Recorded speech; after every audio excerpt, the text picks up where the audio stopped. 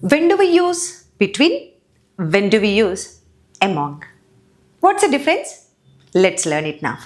When you speak about two things or two people, we mention between.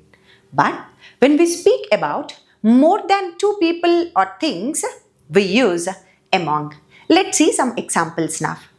There is a small gap between the two chairs.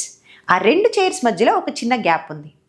ఆ river రెండు villages మధ్యలోంచి flow అవుతోంది. That river flows between two villages. This is between. Now let's see 2-3 examples for among. She distributed the sweets among the students. ఎక్కువ మంది మధ్యలో, అప్పుడు among చెప్పాలి. She distributed it among the students.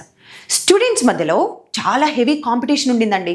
There was a heavy competition among the students.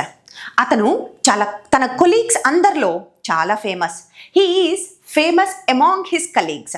So ఇది అమాంగ్కి బిట్వీన్కి difference. మీకు ఎంతవరకు అర్థమైందో ఇక్కడ ఒక ఎగ్జాంపుల్ ఇస్తాను. ఆ ఫిల్ ఇన్ ద బ్లాంక్ని ఫిల్ చేయండి.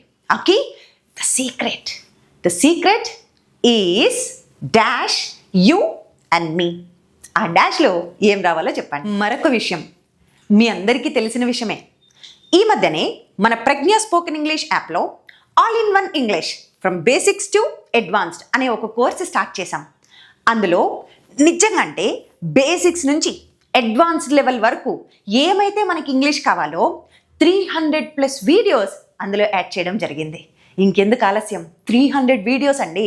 ఆన్లైన్ ఆఫ్లైన్ క్లాసెస్లో కూడా 45 to 60 క్లాసెసే తీసుకుంటాం, కానీ అందులో 300కి పైగా వీడియోస్ అవైలబుల్గా ఉన్నాయంటే ఎంత కాంటెంట్, ఎంత స్టఫ్ అందులో ఉందో ఒకసారి ఆలోచించండి.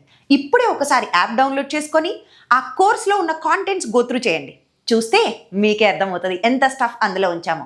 ఇంకా చాలా స్టఫ్ యాడ్ చేస్తూనే ఉన్నాం సుమయ్. ఓకే, సో ఎవరికైతే మీ కంఫర్టబుల్ టైంలో కన్వీనియంట్గా ఇంగ్లీష్ నేర్చుకోవాలనుకుంటారో ఇప్పుడే ఒకసారి ఆ కోర్స్ అంతేంటో చూసేయండి.